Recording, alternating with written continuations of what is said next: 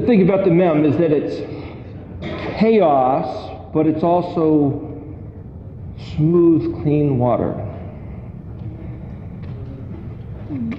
That staccato bit of a trumpet blast, the shofar, is an alarming cry. So if you do a study in other books about what the mem means, sometimes they'll just simply say, well, it's chaos. So if you're going to draw a wave, you'll draw the chaotic part of the wave and then the smooth part.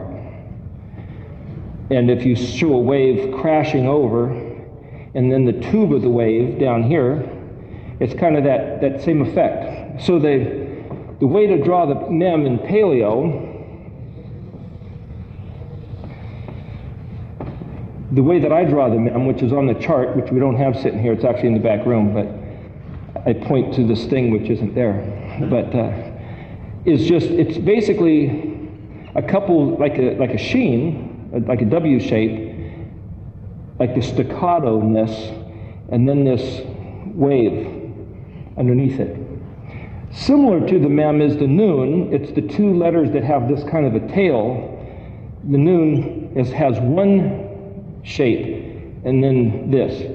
You'll find, though, if you look at Paleo Hebrew scrolls, that sometimes the kaf, which might be drawn like that, has something. Sometimes the pei is written like that, or the bet is written like that. It's just a scribal sort of effect. It's like some people write in English and put these big loops on their Y's or other letters. It's the same type of a thing. There's this one scroll that I saw a copy of, which had 3 lines.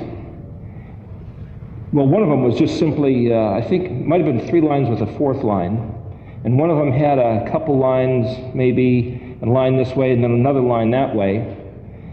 And there's no way really for you to know that that was a mem, because there was an aleph that I saw written like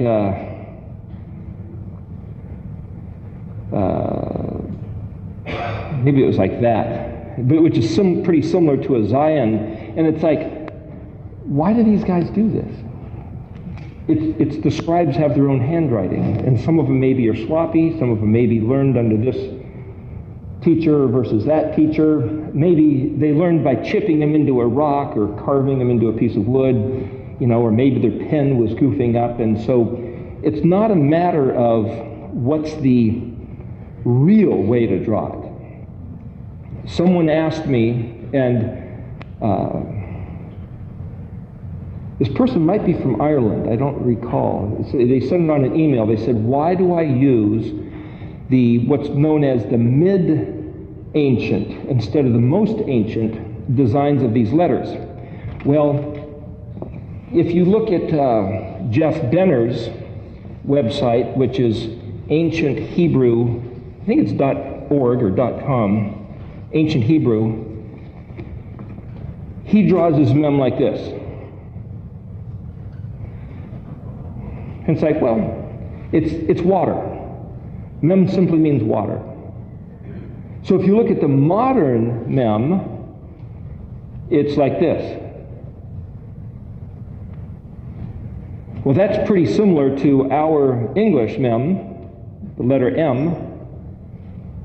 Our letter N is closer to that, but you see that in modern, this has this piece that comes underneath. But then there's something in Hebrew called a sophit letter. So part of this class is I'm talking to you here. So you people that have decided to show up to the class every week, I don't know how much you know. So some of this stuff might seem, oh yeah, we learned that a long time ago. But some people maybe don't know anything about this. So I'm trying to cover a few basics. But there's also people watching over this camera around the world.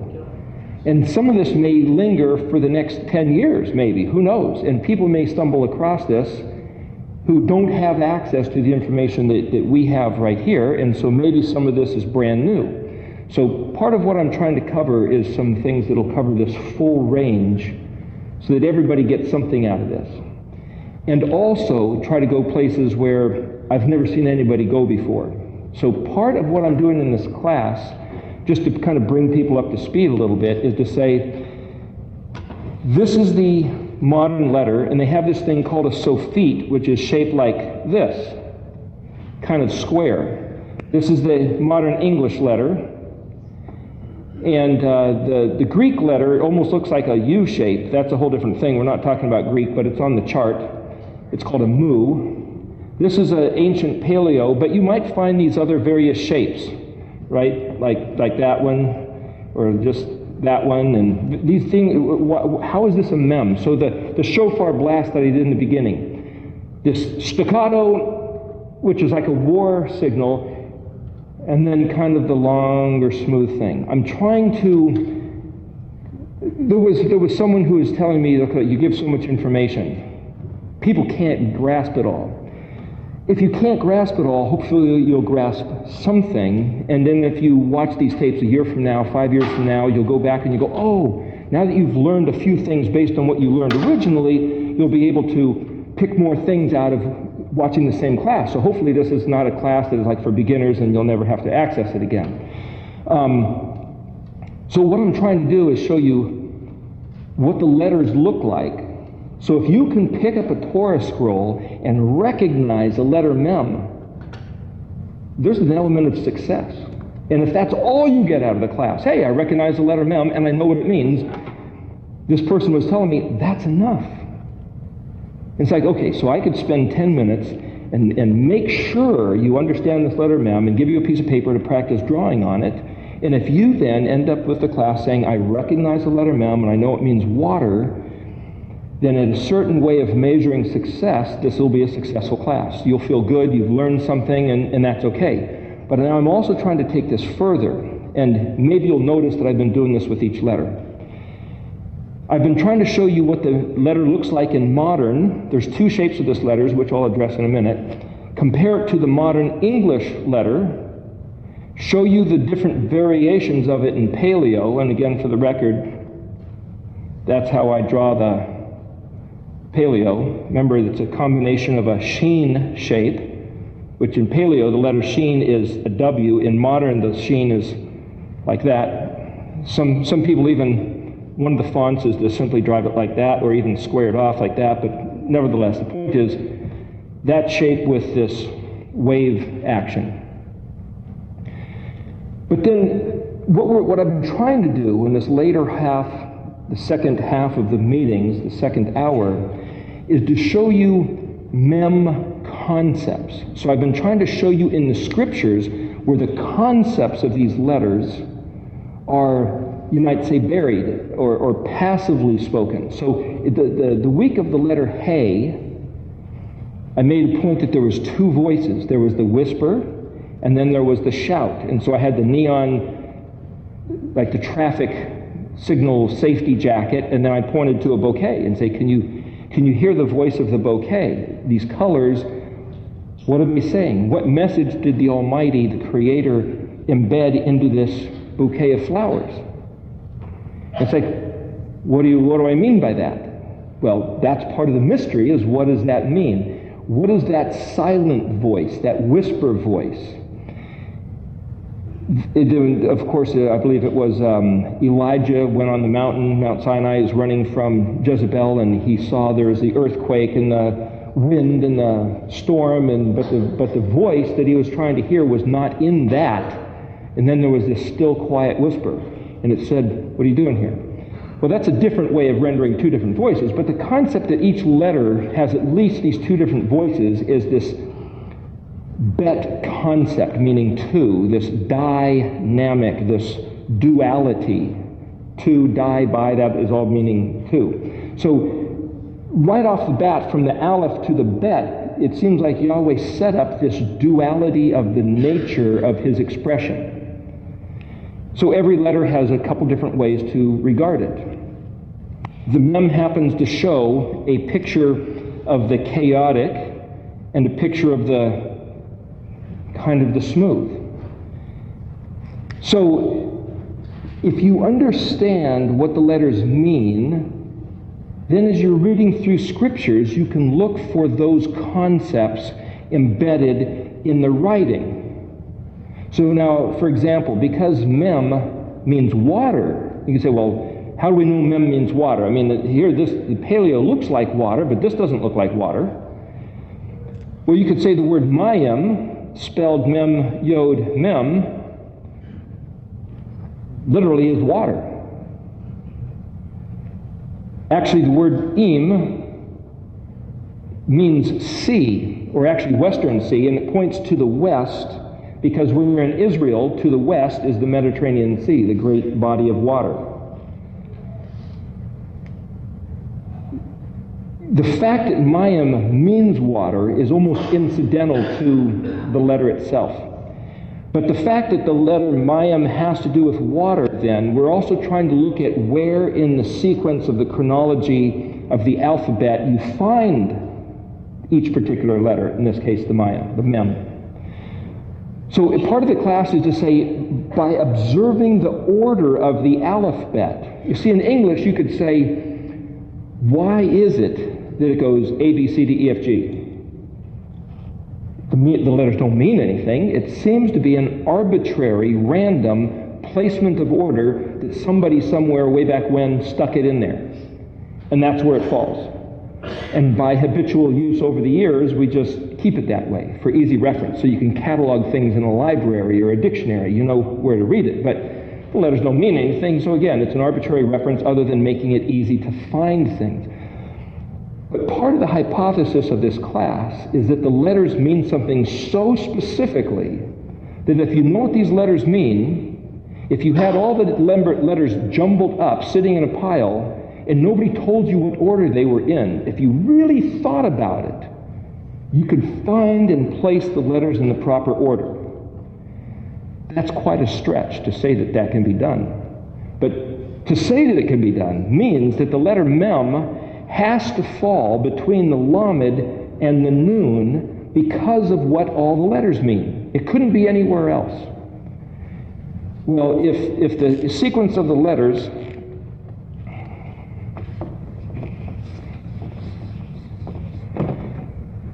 Aleph, here, tell you what.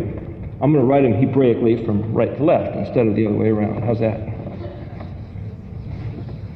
The first time I started writing up this chart, that big chart that I have, I started with the letters on the left-hand side, like in English. And my friend Leo said, "What are you doing?" It's like, well, it doesn't matter, does it? It's like, what do you mean it doesn't matter? Of course it matters. It's like, oh, of course it matters.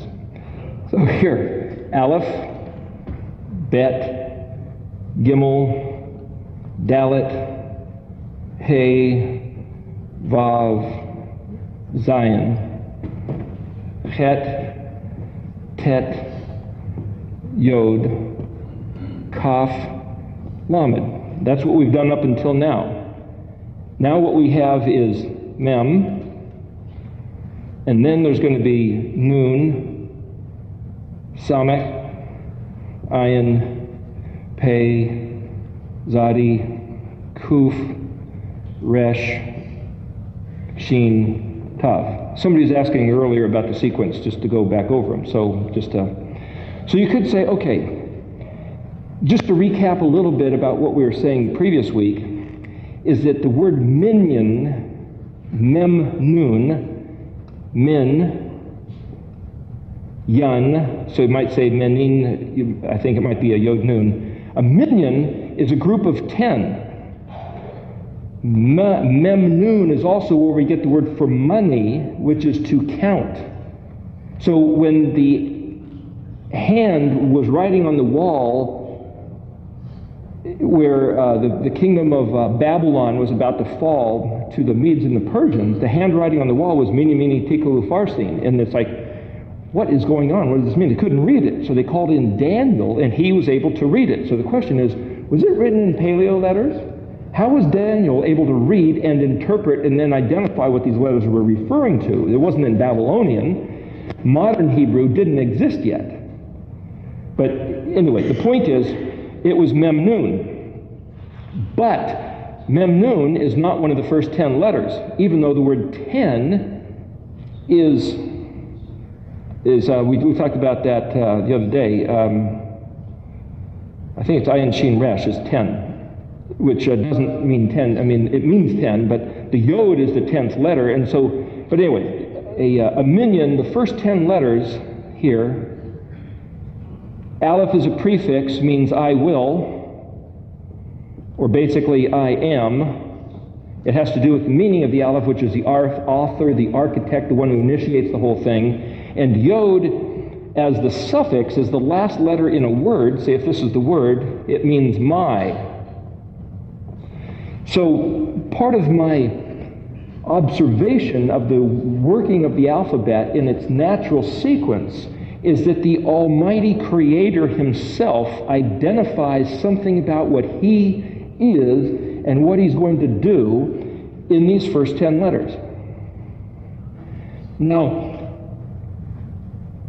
as a, we're going to do this in a couple weeks. I'm getting something printed up. The people at the printing office are just taking a long time because they're busy. But just to show you where I'm going with this, what I've done is I've made a chart. I think I showed people once before in the very beginning, but I'll reiterate. If you take the natural word spelled Aleph Bet, it's father. And then you can take Aleph Bet Gimel. And then you can take Bet Gimel and Bet Gimel Dalet. Gimel Dalet Hey. Dalet Hey Vav. You can read and you can just write down a chart of what those words are and find them in the dictionary. In Hebrew, those letters mean something. In English, you can't spell ABC. It doesn't spell anything. DEF, that doesn't really spell anything unless it's first half of a band, Def Leppard or something. But what I'm saying is they don't really spell words. GHI, that doesn't spell a word.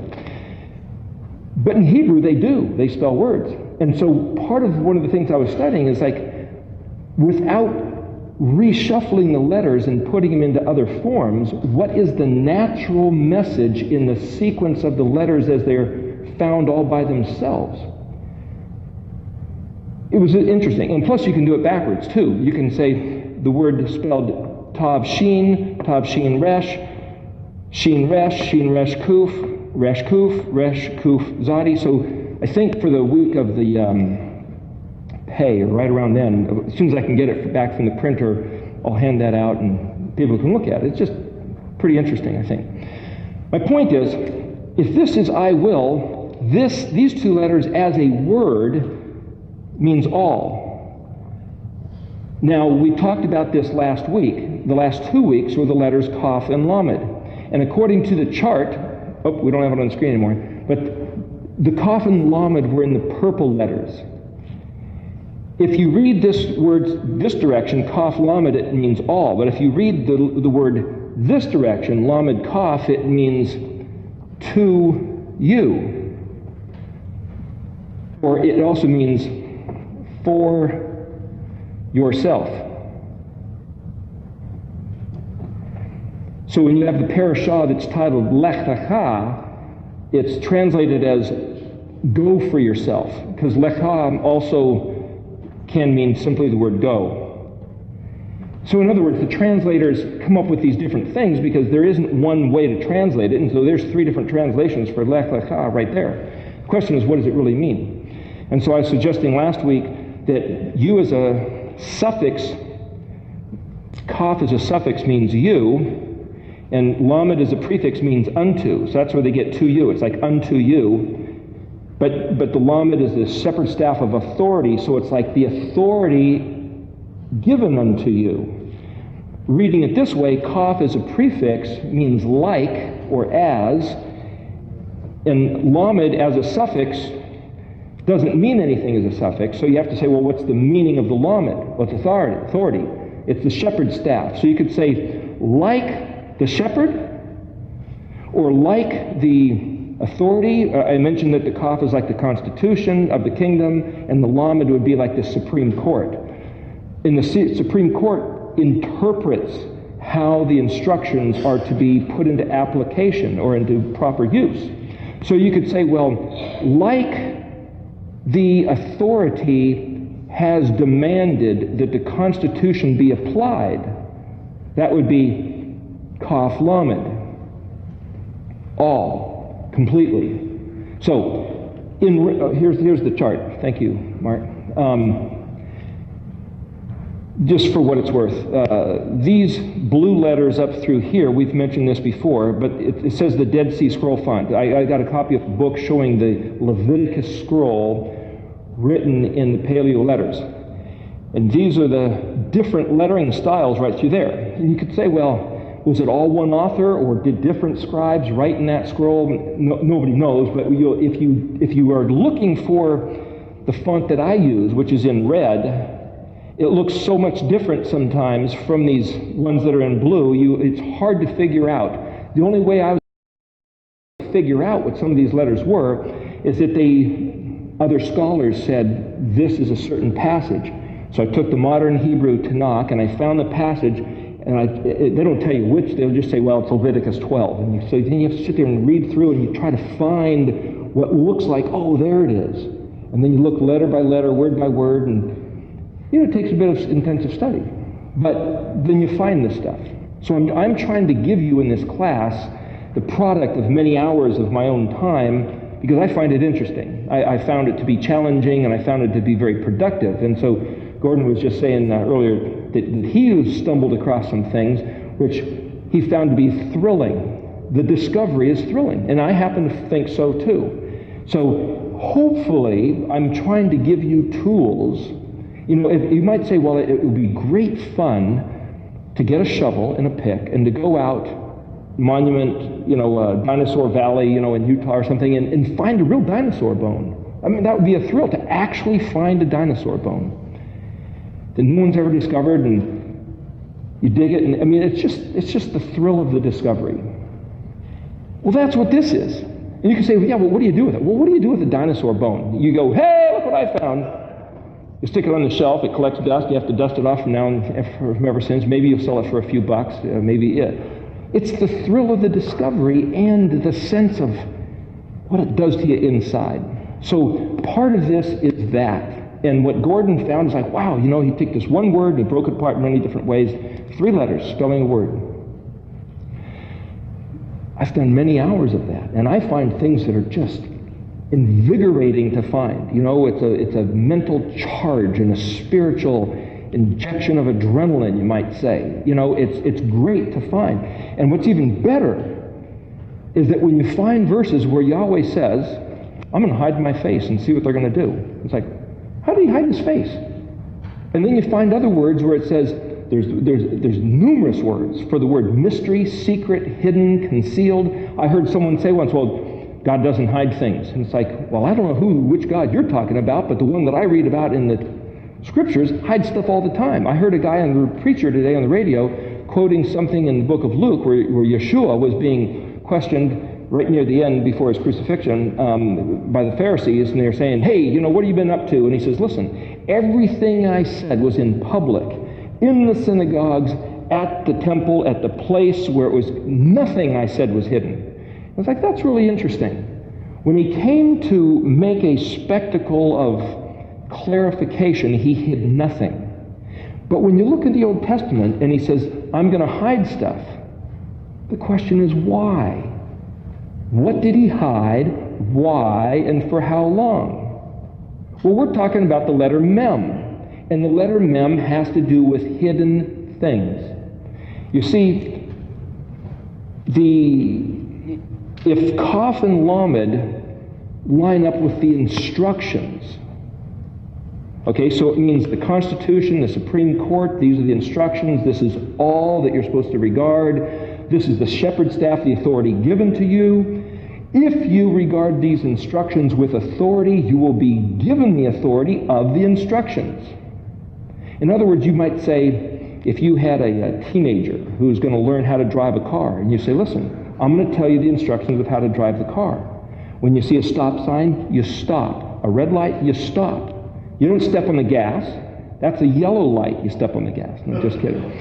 The red light means stop. But if the kid won't regard the authority of the red light, you're not going to give him the authority of driving the car. He's going to kill somebody. You just can't do it. It doesn't work that way. So the Supreme Court is like the traffic laws, which say a red light means you stop. The instructions are, you might say, here's a red light, it's separated from a green light. We're making the distinction between the two. Okay, so the question is, well, what do you do with these things? It all depends on how these letters find their meaning as to why we can say what we're saying about this. So in other words, if you look at some ancient writings about the alphabet, I read this one book where it says people who have studied linguistics for years, nobody knows where the Phoenician alphabet came from or where they got its meanings of the letters. All they know is that this is what the letters mean. And we've done this before, but I'll say it again. You'll find this from Frank Seekon's book of Hebrew word pictures. You'll also find it on Jeff Benner's site, Ancient Hebrew, and any other books you'll find. I'll go through it for the sake of reference. Aleph is an ox, Bet is a house, Gimel is a camel, Dalet is a door, He is a window, Vav is a nail or a hook, Zion is a weapon or a plowshare, Chet is a fence, Tet is a snake or a full basket, Yod is a working hand, Kaf is an open hand, Lamed is a shepherd's staff, Mem is water, Nun is a fish, Samek is a prop. Now there's two words for prop. One is like a trellis, something which props something up, like a rose trellis, and the other is a propeller. You might think, well, they didn't have propellers back in the ancient days. I think maybe they did, but nevertheless, it can actually be seen as both. Ayin is an eyeball, Pei is a mouth, the Zadi is something that sprouts. Some people say it's a hunter, but that's another story. Kuf means the back of the head, Resh is the head, Sheen is teeth or fire or that which consumes, and then Tav is the mark or a sign, like you sign your name at the X. This is the end of the contract. Do you agree? Okay, sign here at the X. And if you agree, you could just simply sign an X. Okay, that's the simple meanings. So nothing I'm saying is in contradiction to any of that. But if that's all you see, then when you read these letters, if you end up in class and saying, okay, I know that that's what these letters mean, you can't do very much, but you can do something. For example, one of the things Frank Seekon said, which some people like, is the word shalom. Shin, Lamed, Vav, Mem. Okay, he says the letter Shin means to destroy. Well, it's teeth or fire, it means to consume, which means to destroy. Lamed is an authority, okay? Vav is a nail or a hook or something which holds something together. So he uses the concept of establishing or something held together. And then Mem, he says, means chaos. So he said the words, this is written up in his book, Hebrew Word Pictures. Shalom means that which destroys the authority that establishes chaos. And I know some people that have had that, and they have a little picture, and they think, well, that's wonderful. It does something for them. I'm not trying to take that away at all. That's good. They get something out of that. But I'm trying to take that now further. And the basis of taking it further is not on the basis of the simple meaning of the letters. It's the basis of the Mishkan pattern, which is what this chart is about. So for what it's worth, Kaf and Lamed is Jamie mentioned that Mem is in the middle of the alphabet. Let me clarify that. If you look at the word for truth, it's Aleph, Mem, Tav. And the letter Mem is in between the Aleph and Tav. And the Aleph is the first letter, the Tav is the last letter, so you might say the truth is Aleph memming until it reaches the Tav. If Aleph is the plan or the purpose and Tav is the completion, Mem is like you take a picture of a book and you've got all these pages that flip past from the beginning to the end, right? So here you've got a picture of that one version of the Paleo Mem of these different pages flipping, just different pictures in your mind, right? A wave starting to swell and like a deck of cards flipping past. That's this memming concept. And when I call it memming, I'm blending Hebrew and English. Heblish, memming, okay, We're playing around with the language here. So some may take offense at what I'm saying if they're strict grammatarians, you might say. But nevertheless, I'm trying to make it easy for you to understand. But to go back to the chart here, excuse me, there's 22 letters in the alphabet. Kaf is number 11, and if you see that it's drawn like a hand, it even shows you the two letters, like the number 11, in the middle of the Kaf. See that? Number 11? That's one easy way to remember it. Kaf. Sometimes I draw the Kaf like this just to make it easy. It's still the hand, it's just missing the thumb, right?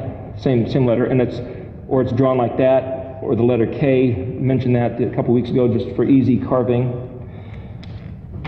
Lamed is the number 12. There's 12 apostles, 12 tribes, 12 princes of Ishmael. This authority, these principalities.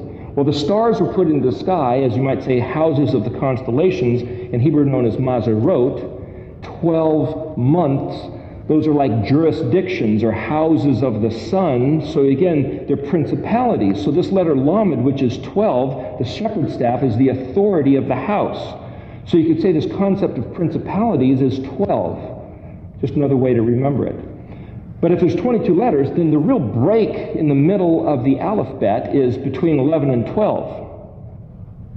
In which case, you could look at this package of the first 11 letters here, and then you could write the Lamed down here and say this is the second package of 11 letters. If the first Aleph through Yod is the minion of 10, meaning this is my stuff, the Kaf meaning you or like, now is a change of thought, saying if this is my stuff, then you are supposed to be like, you're supposed to be like what? So you could look at the message of the rest of the alphabet and say, like what? Well, if there's an authority, and again here I'm trying to address the sequence of the letters so that you'll see why the mem is where it is and what we can then do with the mem, and other books don't necessarily do this quite the same way. And I'm going to compare it to the Mishkan pattern here in a moment. If you could say, you, remember this means unto, you unto mem nun. Well, if you come back to the chart here, and this is where I'm trying to make this easy by this pattern, the Kaf and Lamed are the purple colors, which is why I was wearing purple colors. I remember I had the 10 Commandments written in purple on shirt, and then I wore purple last week for the Lamed with purple heartwood staff with the 10 Commandments written on it. Well, this week, the mem and nun are both in red. And if you look down here at this picture is a picture of the laver. And I happen to write it in red with blue water, which is why I'm wearing this. And just to go back to what other people, the things I'm not trying to do a fashion show. I'm trying to show you colors and images that'll stick into your mind so that when you look at the chart, you'll remember, oh, that's right, red. Why is it red and blue? On one hand, it's kind of arbitrary, but it's also not. Here's the laver. And the laver was drawn red, and it's got blue water in it. So here's a blue shirt like water, and the red is just to say, okay, this is in the color sequence of the red, the mem and the nun. If the purple, if you look back at the colors of the Mishkan, and again I'm readdressing things we've talked about before, the colors of the Mishkan itself were blue, purple, red, and then it said there was white linen. That was the embroidery. And then there was gold threads. So we're talking about how the blue was like the Het, Tet, and Yod, which is the name or the authority of the Creator. This is His kingdom. Kaf and the Lamed, so his identity is the Creator. That's like Yod. Purple, which is Kaf and Lamed, which is the instructions of the Torah, which are the protocols of His kingdom, the Constitution and the Supreme Court of the kingdom of heaven, Yahweh, the Creator. That's the Hay. The Yod's expression. Purple, His royal decrees. Well, the next color in sequence in the book of Leviticus, wherever they mention the colors of the embroidery, it's always blue, purple, red, and then white linen. Well, what's the red? Well, the word red in Hebrew is dalet mem, which is the word for blood, Adam, Aleph Dalet actually as a word means vapor, so vapor and blood is what man is, Adam. He comes from red earth. So man is like breath and blood. That's where the life is, in breathing and in the circulatory system. But you could say, well, if Yahweh was going to express himself to his creation, and there's 4 letters in the name Yod-Heh-Vav-Heh, what is he saying? Remember I said last week there was a message in the pattern as well as a message in the words and a message in the letters. What's the pattern of Yod-Heh-Vav-Heh? Well, if you look at these colors and you relate them to the letters Yod-Heh-Vav-Heh and you relate them to this chart laying it all out, in the sequence of the alphabet, what it says is the fence sealed, which is to say like branded, claimed by the Creator, which is the kingdom of everything which is his. Who is that? That's the blue of the Creator, that's the Yod. And then his decrees, just because he is the monarch of the eternal universe, is the purple of the Kaf and Lamed, which happens to line up with the altar of sacrifice, drawn like this, like a barbecue grill, kind of like the Kaf and the Lamed, right inside the fence of the Het, which is the Het, Tet, and Yod, drawn like this. So here we have the blue, the purple. Well, what's the red? So you have the Creator who made heavens and earth and says they display his glory. And then you have the Torah, which is his expression, which is the Kaf and Lamed. And then you have this red. What's the red? If you look at the Mishkan, now I'm trying to explain the Mishkan pattern. You've got the Mishkan fence. Right inside the gate was the altar of sacrifice. Halfway between the altar of sacrifice and the tented area inside the fence, halfway in between, you've got the laver. The laver. This picture here, it was a cup, a big bowl of water. What's that got to do with anything? Red, the color red, and the laver. Well, if you go to day 3, let's go back. Day 1, he said, let there be light, compared to the darkness. That's like the big white fence. That's like Pesach. They were in slavery, and Yahweh set them free. That's like the big white fence. Day 2, that's like the festival of Chag Matzot, separating like a filter, separating leaven from unleavened. It's like day 2, separating water from water. So you go to day 3, the festival 3 is Shavuot. Now Shavuot literally means counting. It means counting to 49, and then the 50th day is the day we call Pentecost, because in Greek, Penta means 50 and cost means count. So Pentecost literally means count 50. So the third festival, being Shavuot, is counting for 49 days and then celebrating on the 50th day. The third day, remember the second day, first he said, let there be light, then he separated water from water, and on the third day, he took the waters underneath, he ignored the waters above for the time being, took the waters underneath, and he made another separation. He separated the water from the land. He brought forth the land, but that's not all he did. He spoke into the land plant life. He spoke life into the soil as a mechanism by his word of planting seed. Now there's a picture. It's not just, oh, that's what he did. Okay, that's a historical note. Picture what he did. His word put seeds into the soil that was separated out from the water on day 3. Now, if you read in Genesis chapter 2, this account of creation is in Genesis chapter 1. Genesis chapter 2, it starts off saying, now nothing had sprouted yet because there wasn't any rain and there was no man to till or work the soil. And yet we have a picture in our minds of the Garden of Eden being this lush place of vegetation where the man was running around in it and everything was fully grown. It's like, I don't know that that's the case. If you read it, really what it says is that the man was supposed to do something towards making the garden develop, but that the potential for life had been spoken into on the first week.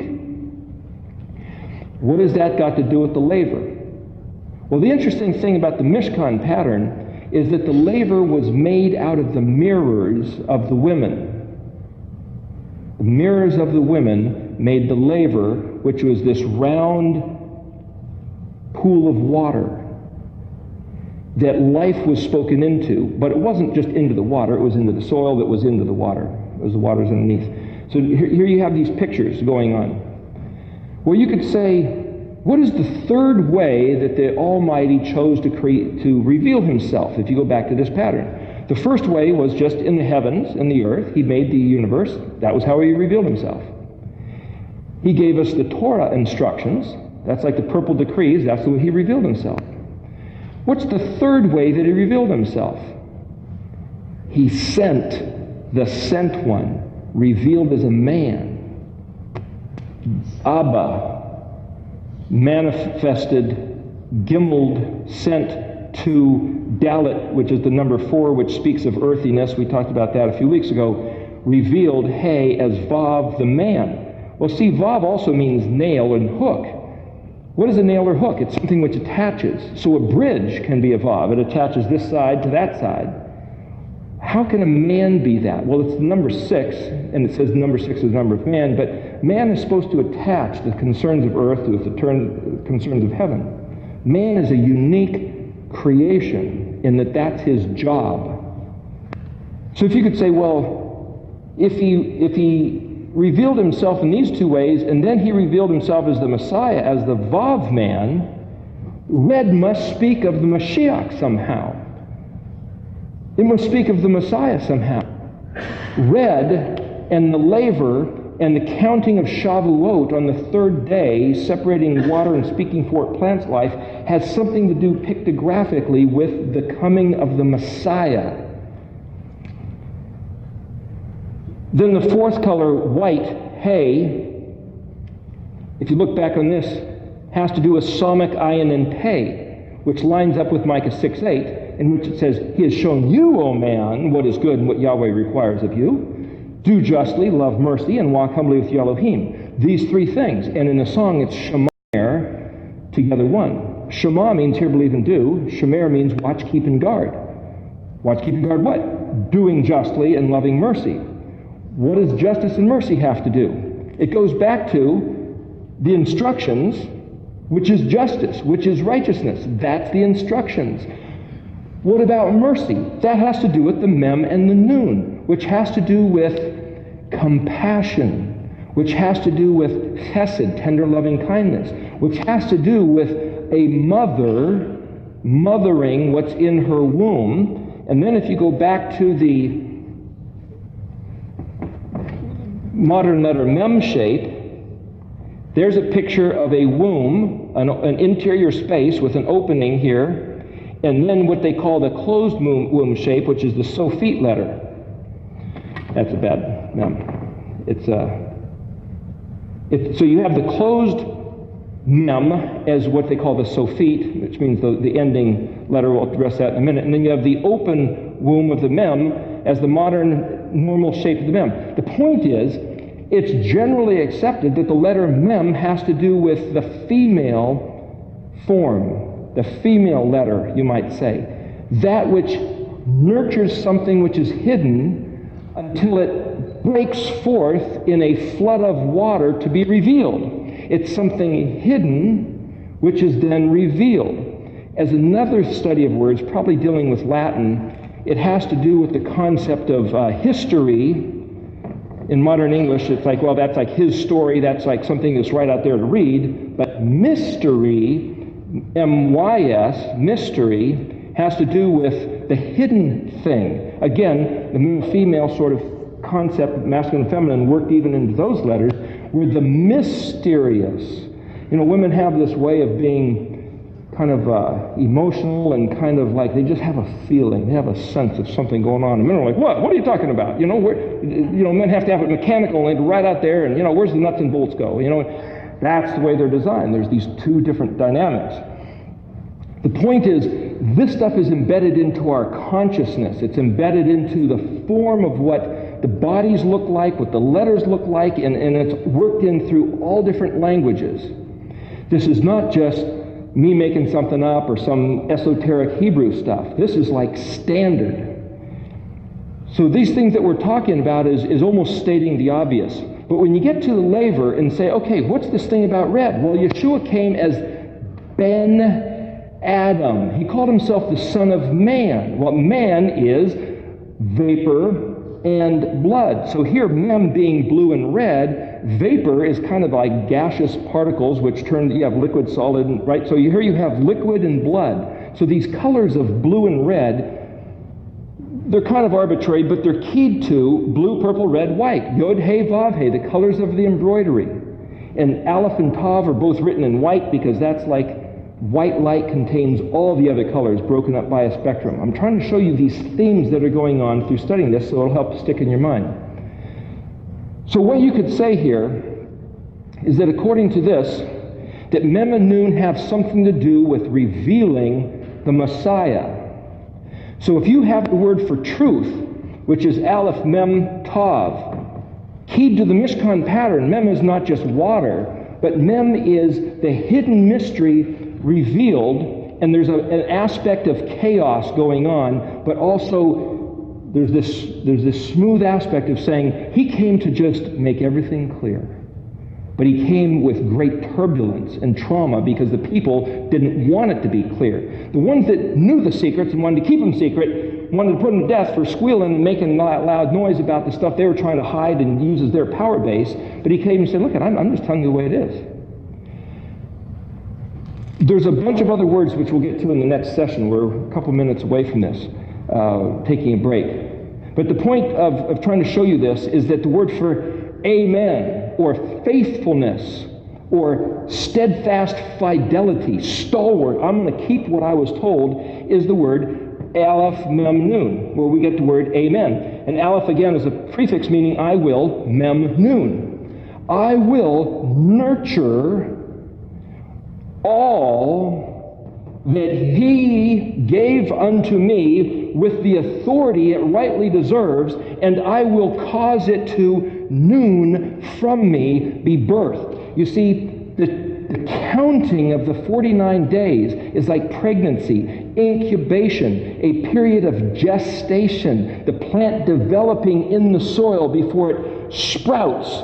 The noon that comes out of the mem is another life form. It is not the mem, it's that which grows within the mem. And so there's other pictures here we're going to have to get to in the next half. But the idea about this is to say, what does Aleph Mem Nun mean? If you know what the letters mean, it basically means I will nurture what has been given to me in order to bring forth an energized, active life form that my job is to incubate. Interestingly enough, just the word Aleph Mem as in amen, and Aleph Mem in the word emet, which is truth, is the word for mother.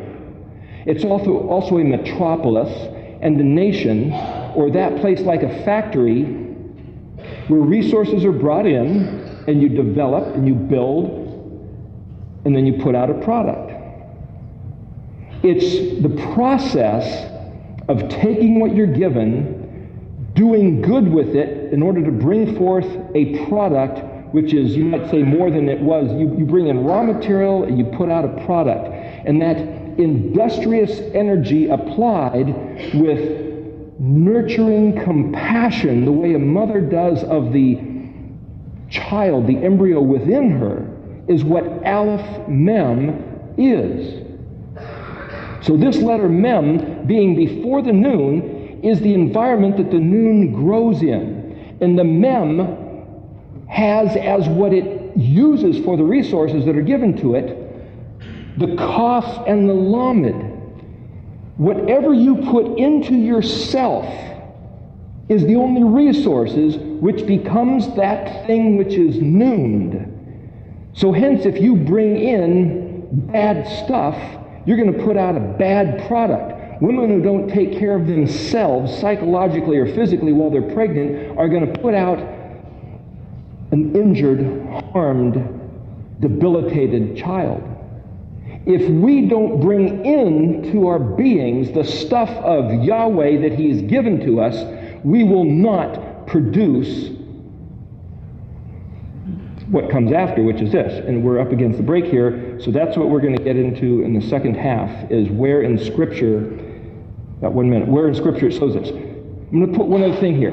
part of mem being water is concepts. Clean, that's a concept. Anything you find in the scriptures that talks about being clean, in Isaiah chapter 1, Isaiah chapter 3, hopefully we'll get into that. Also the concept of baptism, that has to do with the mem thing, being dunked into the water.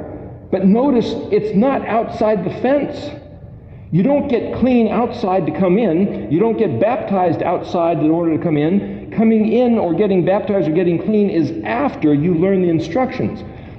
There's a picture here. In other words, what are you getting baptized unto? If you don't know the instructions, you're wasting your time. You're doing form without substance.